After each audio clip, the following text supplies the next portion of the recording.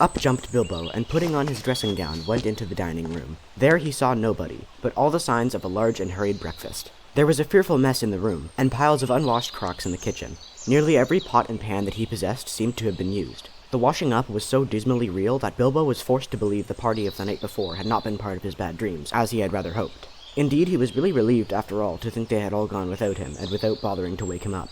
But with never a thank you, he thought, and yet, in a way, he could not help feeling just a trifle disappointed.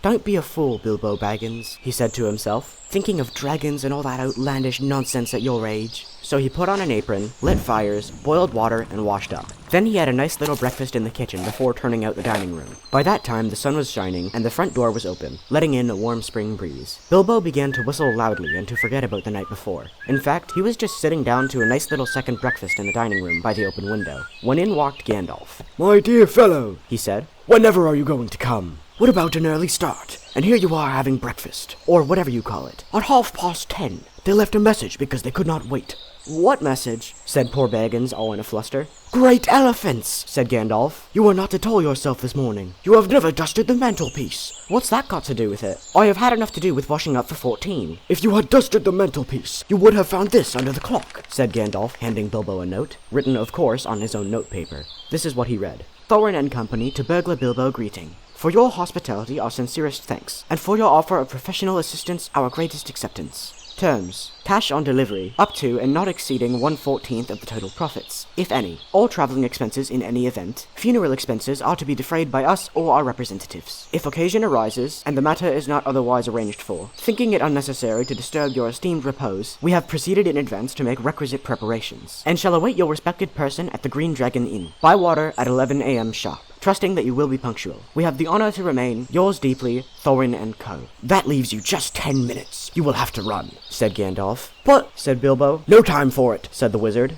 "But," Bilbo said again. "No time for that either. Off you go." To the end of his days, Bilbo could never remember how he found himself outside without a hat, a walking stick, or any money, or anything that he usually took when he went out, leaving his second breakfast half finished and quite unwashed up. Pushing his keys into Gandalf's hands, and running as fast as his furry feet could take him down the lane, past the Great Mill, across the water, and then on for a mile or more. Very puffed he was when he got to Bywater, just on the stroke of 11, and found that he had come without a pocket handkerchief. "Bravo," said Balin, who was standing at the inn door looking out for him. Just then, all the others came around the corner of the road from the village. They were on ponies, and each pony was slung around with all kinds of baggages, packages, parcels, and paraphernalia. There was a small pony, apparently for Bilbo. "Up you two get, and off we go," said Thorin. "I'm awfully sorry," said Bilbo, "but I have come without my hat, and I have left my pocket handkerchief behind, and I haven't got any money, and I didn't get your note until 10:45 to be precise." "Don't be precise," said Dwalin. "And don't worry, you will have to manage without pocket handkerchiefs, and a good many other things, before you get to Journey's End. As for a hat, I have got a spare hood and cloak in my luggage." That's how they all came to start, jogging off from the inn one fine morning just before May, on laden ponies. And Bilbo was wearing a dark green hood, a little weather-stained, and a dark green cloak borrowed from Dwalin. They were too large for him, and he looked rather comic. What his father Bungo would have thought of him, I daren't think. His only comfort was he couldn't be mistaken for a dwarf, as he had no beard. They had not been riding for very long, when up came Gandalf, very splendid on a white horse. He had brought a lot of pocket handkerchiefs, and Bilbo's pipe and tobacco. So after that, the party went along very merrily, and they told stories and sang songs as they rode forward all day, except of course when they stopped for meals. These didn't come quite as often as Bilbo would have liked them, but he still began to feel that adventures were not so bad after all. At first they had passed through Hobbit lands, a wide respectable country inhabited by decent folk, with good roads, an inn or two, and now and then a dwarf or farmer ambling by on business. They had came to lands where people spoke strangely, and sang songs Bilbo had never heard before. Now they had gone into the lone lands, where there were no people left, no inns, and the roads grew steadily worse. Not far ahead were dreary hills rising higher and higher, dark with trees. On some of them were old castles with an evil look, as if they had been built by wicked people. Everything seemed gloomy, for the weather that day had taken a nasty turn. Mostly it had been good as May can be, even in merry tales, but now it was cold and wet.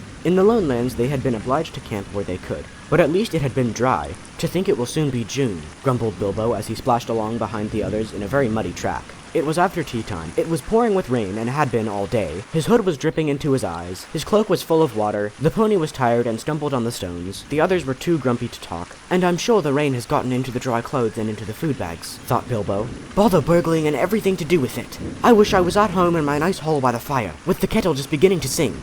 It was not the last time that he wished that.